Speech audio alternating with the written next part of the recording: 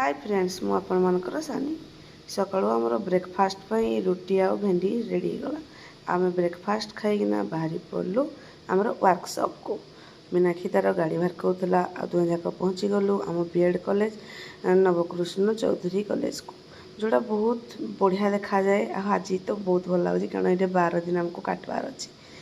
तापर आम क्लासरूम भीतर को पहुँची गलु 45 डिग्री सेल्सियस रे किंतु एसी रो व्यवस्था कराइथिला।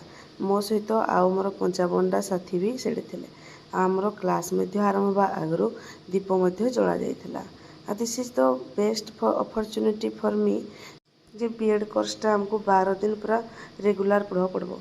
आउ जो आमर स्मृति रूपा मैडम थिले से जो गुड़ाक आमको स्पीच देते तो बहुत मूल्यवान थिला। आउ मु तो हिंदी भी गुड लिसनर। तापर आमर टिके ब्रेकफास्ट टाइम हो गला मोर फल मूल खाईदेली मीनाक्षी आज usual bread and cold drinks थिला। तापर प्रोफेसर विमल सार आसिकिना आमको टीचिंग रो आम जो system structure and function change हो ताको पढ़े जोड़ा को आम नोट बनईदेलु आड़ मोर यूट्यूब चैनल रे भी अच्छी।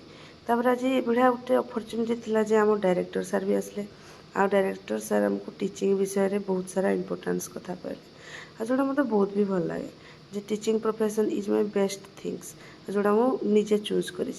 तापर आम दुजन जाक खरारे 8:30 घर को पहुँचलु। आज डाली बहुत सिंपल थिला तापर तो लेखा लेखा लेखा दिनटी एमती काटला भल लगे सब।